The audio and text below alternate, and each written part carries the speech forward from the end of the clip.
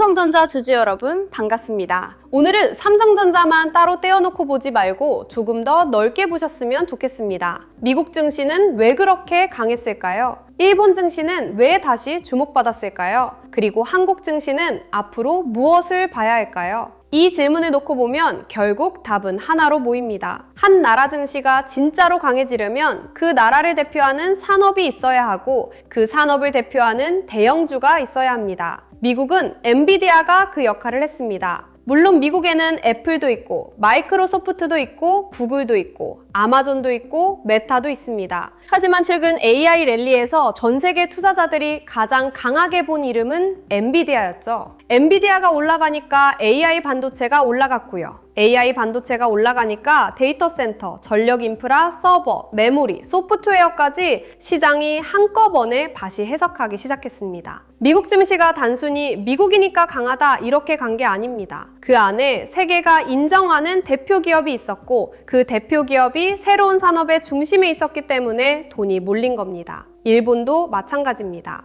일본 증시가 다시 주목받을 때 단순히 엔화가 약해서만 오른 게 아닙니다. 도쿄 일렉트론, 어드반테스트 같은 반도체 장비주가 강하게 부각됐고 일본 제조업의 체력과 장비 경쟁력이 다시 조명됐습니다. 일본은 완성품보다 반도체 장비, 소재, 부품, 정밀 제조 쪽에서 글로벌 공급망 안의 위치를 다시 보여줬습니다. 그럼 한국은 뭘까요? 한국 증시가 정말 다시 평가받으려면 결국 삼성전자를 다시 봐야 합니다. 그리고 SK하이닉스도 같이 봐야 합니다. 한국 시장에서 반도체 대형주를 빼고 코스피 재평가를 이야기하기는 어렵습니다. 코스피가 단기적으로 여러 테마로 움직일 수는 있습니다. 조선, 방산, 전력인프라, 자동차, 금융, 바이오, 2차전지 다 중요합니다. 하지만 한국 증시 전체가 글로벌 투자자에게 다시 강하게 선택받으려면 결국 대표 산업이 움직여야 합니다. 한국의 대표 산업은 반도체입니다. 그리고 그 중심에 삼성전자가 있습니다. 그래서 오늘은 삼성전자를 단순히 내 계좌 속 한 종목으로만 보지 말고 한국 증시 전체가 다시 평가받는 과정에서 왜 삼성전자를 다시 볼 수밖에 없는지 이 이야기를 해보려고 합니다.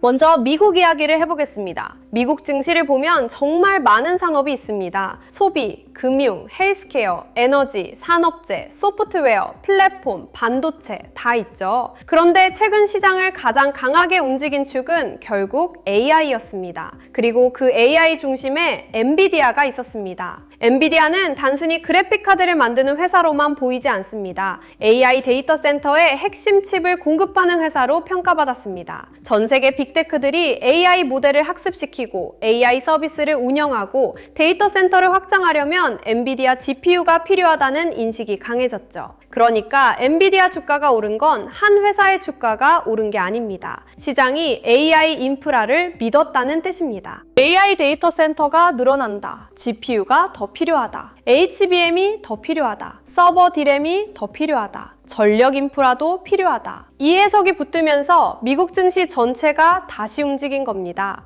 여기서 중요한 건 미국 증시가 엔비디아 하나만으로 간 게 아니라는 점입니다. 엔비디아가 신호탄 역할을 했고 그 뒤에 마이크로소프트, 아마존, 구글, 메타 같은 빅테크 투자와 데이터 센터, 전력, 반도체 장비, 메모리까지 돈이 번졌습니다. 그러니까 한 나라 증시가 강해질 때는 대표주 하나가 시장의 상상력을 열고 그 상상력이 주변 산업으로 퍼지는 흐름이 나옵니다. 미국에서는 그 역할을 엔비디아가 한 겁니다. 그럼 한국에서는 그 역할을 누가 할 수 있느냐? 결국 삼성전자와 SK하이닉스입니다. 특히 삼성전자는 한국 증시 전체의 얼굴 같은 기업입니다. 일본도 비슷합니다. 일본 증시가 다시 주목받을 때 투자자들이 본 건 단순히 일본 주식이 싸다가 아니었습니다. 일본 기업들이 글로벌 공급망 안에서 어떤 역할을 하는지 봤습니다. 도쿄 일렉트론은 반도체 장비 쪽에서 중요한 기업이고요. 어드반테스트도 반도체 테스트 장비에서 강한 기업입니다. 일본은 완성 반도체를 직접 많이 만드는 나라라기보다 장비, 소재, 부품, 정밀 제조에서 강한 체력을 가지고 있습니다.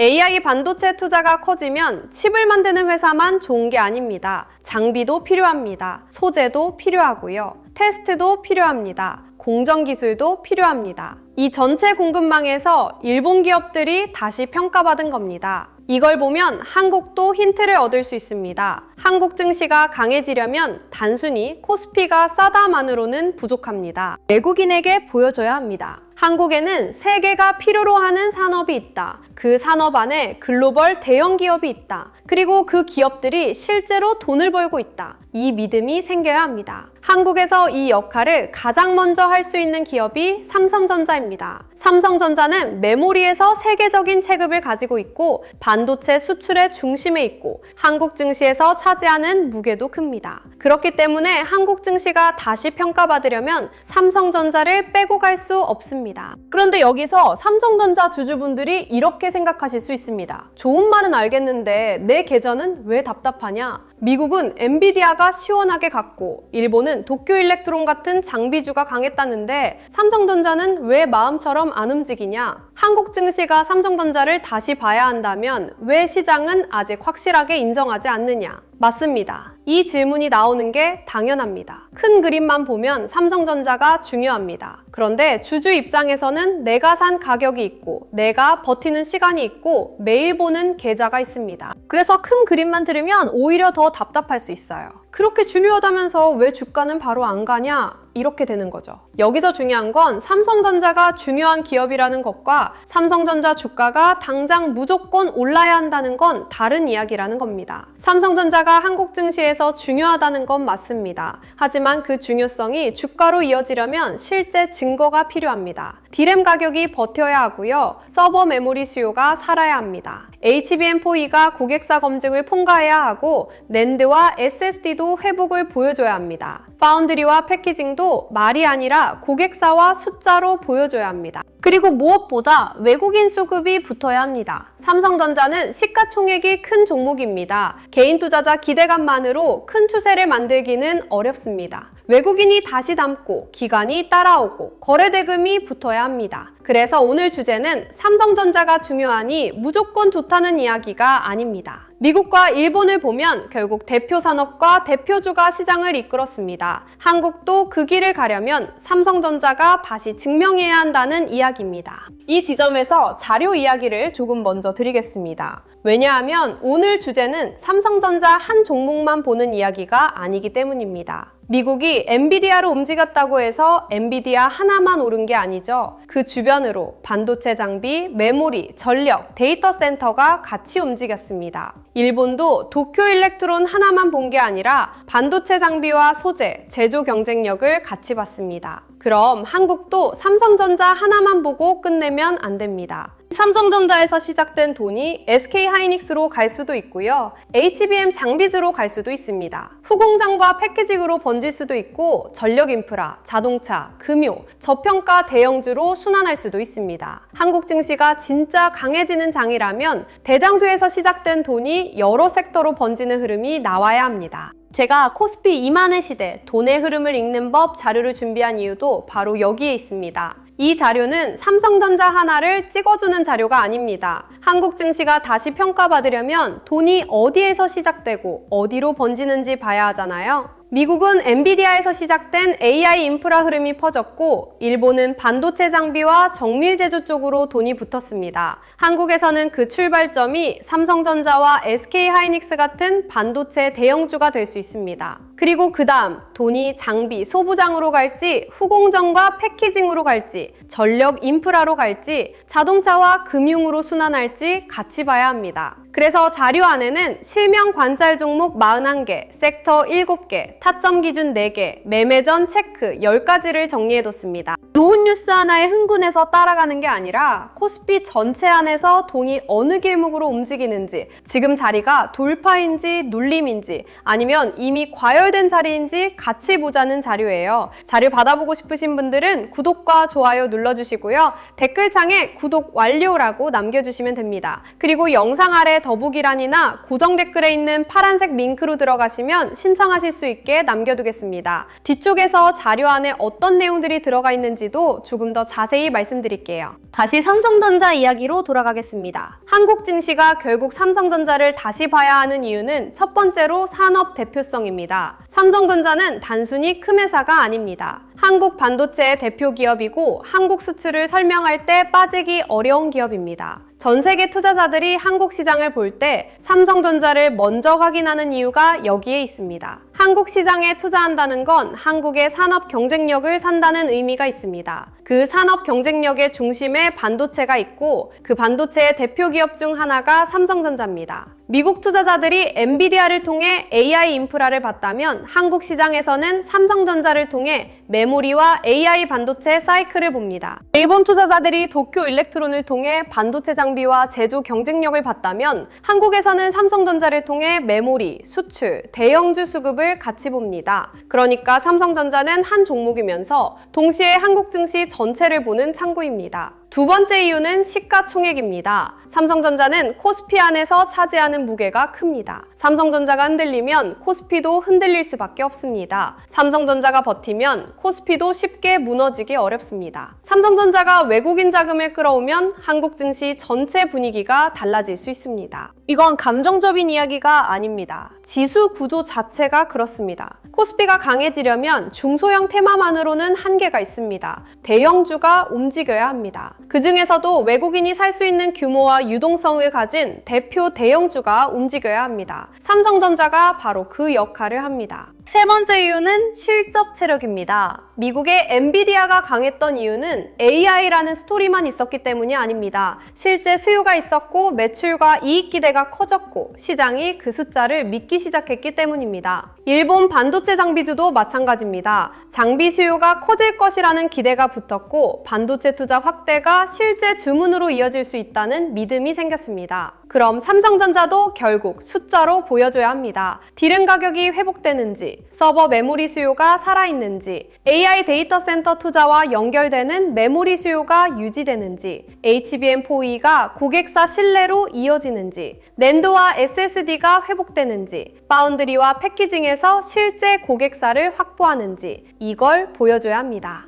삼성전자가 아무리 한국 증시의 얼굴이라고 해도 실적에 따라오지 않으면 외국인이 오래 믿기 어렵습니다. 반대로 실적 체력이 살아나면 한국 증시 전체를 다시 보는 계기가 될 수 있습니다. 외국인은 감정으로 사지 않습니다. 숫자와 수급을 보고 삽니다. 그래서 삼성전자 주주분들은 뉴스 제목보다 숫자를 보셔야 합니다. 좋은 뉴스가 나왔다고 바로 흥분하기보다 그 뉴스가 실적과 수급으로 이어지는지 봐야 합니다. 네 번째 이유는 외국인 수급입니다. 한국 증시가 정말 재평가되려면 외국인 자금이 필요합니다. 개인 투자자 힘도 중요합니다. 기관도 중요합니다. 하지만 코스피라는 큰 시장이 한 단계 더 커지려면 외국인이 한국을 다시 사야 합니다. 외국인이 한국을 산다는 건 삼성전자와 SK하이닉스 같은 대형주를 본다는 뜻과 가깝습니다. 외국인은 한국 시장 전체를 살 때 가장 먼저 유동성이 큰 종목을 봅니다. 그 중에서도 글로벌 산업 경쟁력을 가진 대형주를 봅니다. 삼성전자가 여기에 들어갑니다. 그래서 삼성전자 수급은 삼성전자만의 문제가 아닐 수 있습니다. 삼성전자에 외국인 돈이 들어오면 그건 한국 증시를 다시 보는 신호가 될 수 있습니다. 반대로 삼성전자에서 외국인 돈이 빠지면 코스피가 아무리 좋은 이야기를 해도 지수는 무거울 수 있습니다. 그래서 지금은 좋은 뉴스보다 수급을 봐야 합니다. 삼성전자에 실제 돈이 들어오는지, 그 돈이 반도체 전체로 퍼지는지, 코스피 대형주로 확산되는지 이걸 봐야 합니다. 미국이 엔비디아를 통해 AI 랠리를 보여줬다면 한국은 삼성전자를 통해 외국인 수급 회복을 보여줘야 합니다.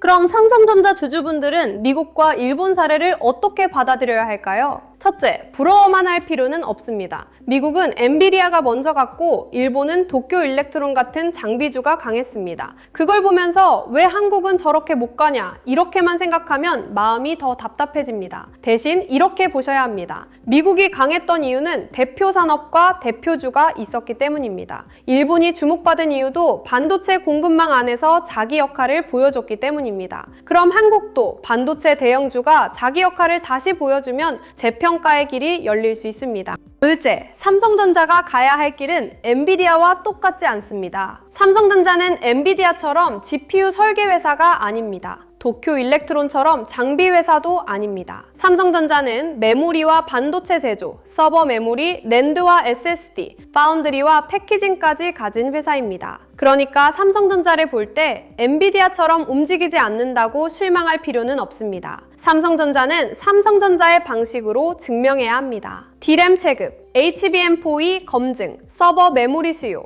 낸드와 SSD 회복, 파운드리와 패키징 고객사, 이 조각들이 맞을 때 삼성전자에 대한 시장 해석이 달라질 수 있습니다. 셋째, 한국 증시는 삼성전자만으로 끝나는 시장도 아닙니다. 삼성전자가 중심을 잡고 SK하이닉스가 HBM에서 힘을 보태고 장비주와 후공정, 전력 인프라가 같이 움직이고 자동차와 금융, 저평가 대형주까지 순환해야 진짜 건강한 장이 됩니다. 삼성전자는 시작점이고 코스피 재평가는 확산이 필요합니다. 고객사분들은 지금 구간을 이렇게 보시면 좋겠습니다. 삼성전자가 답답하게 느껴질 수 있습니다. 좋은 이야기는 많은데 주가가 마음처럼 움직이지 않으면 누구나 답답합니다. 특히 미국은 엔비디아가 강했고 일본은 도쿄일렉트론 같은 장비주가 주목받았다는데 삼성전자는 왜 아직 답답하냐고 느낄 수 있습니다. 그런데 이럴수록 삼성전자를 하루 가격으로만 보면 안 됩니다. 삼성전자가 한국 증시에서 어떤 역할을 하는지 봐야 합니다.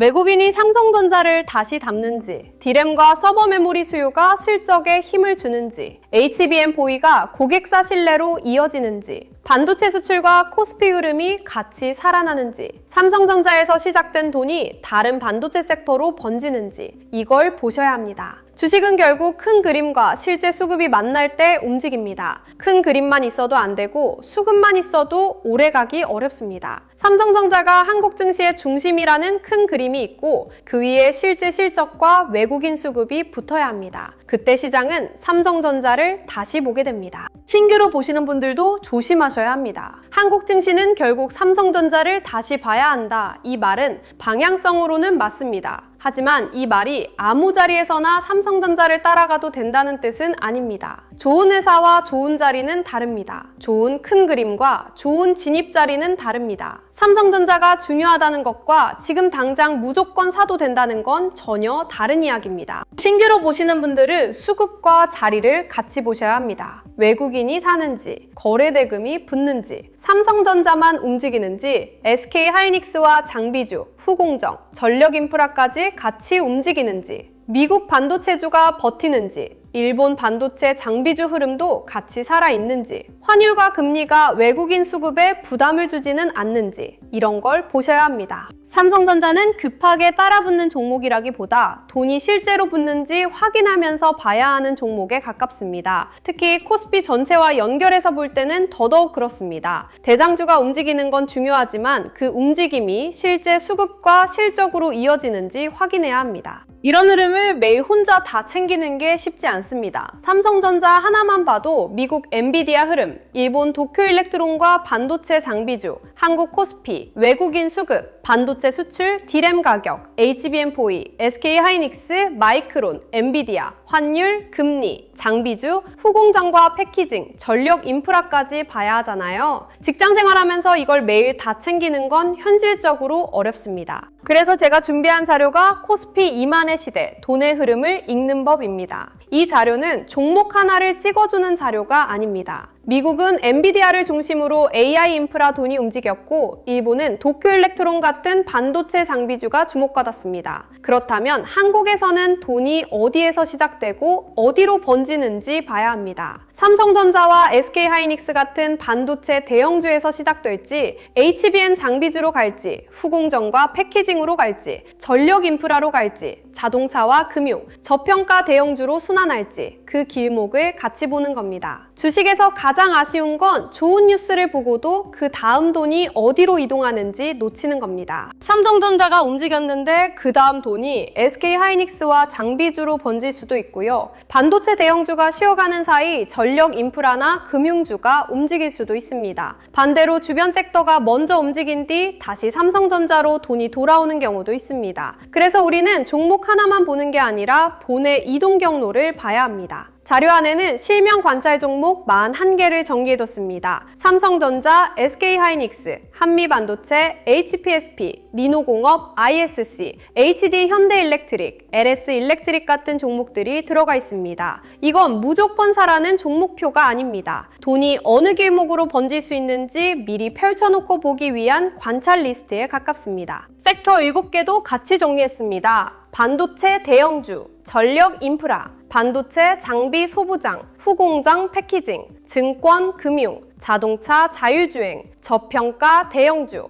이 7개 섹터를 같이 보는 이유는 간단합니다. 한국 증시가 다시 평가받으려면 삼성전자 하나만 움직여서는 부족합니다. 반도체 대형주가 중심을 잡고 그 돈이 장비와 패키징으로 번지고 전력 인프라와 자동차, 금융, 저평가 대형주까지 확산되는 흐름이 필요합니다. 미국도 엔비디아 하나만으로 끝나지 않았고 일본도 도쿄 일렉트론 하나만으로 끝나지 않았습니다. 대표주가 시장의 문을 열고 그 다음 돈이 주변 산업으로 퍼졌습니다. 한국도 그런 흐름을 봐야 합니다. 타점 기준 4개도 넣어뒀습니다. 돌파, 눌림, 회복, 과열 회피. 좋은 뉴스가 나왔다고 무조건 따라가는 게 아니라 나쁜 뉴스가 나왔다고 무조건 도망가는 것도 아니라 지금 자리가 어떤 자리인지 구분해야 합니다. 거래대금이 붙는 돌파인지, 큰 흐름 안에서 쉬어가는 눌림인지, 무너졌다가 다시 돌아오는 회복인지, 아니면 이미 과열돼서 피해야 하는 자리인지, 이걸 구분하지 못하면 좋은 종목을 보고도 너무 비싼 자리에서 들어가게 됩니다. 반대로 흐름이 살아있는데 잠깐 눌렸다는 이유로 너무 빨리 포기할 수도 있고요.